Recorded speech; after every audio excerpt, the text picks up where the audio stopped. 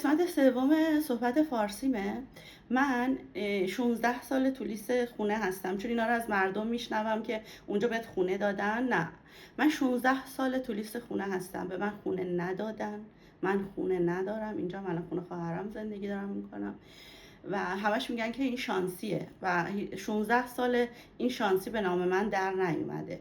من جزو موارد خاص هستم و خارج از لیست باید به من خونه داده میشده که متاسفانه ندادن. اینو تمامش رو دولت اسپانیا و دولت ایران در جریانش هستن. از زمان روحانی تا امروز من یک قرون پول دولت ایران رو نگرفتم و به من کمک نشده. قابل توجه کسایی که حرف میزنن و من میشنوم.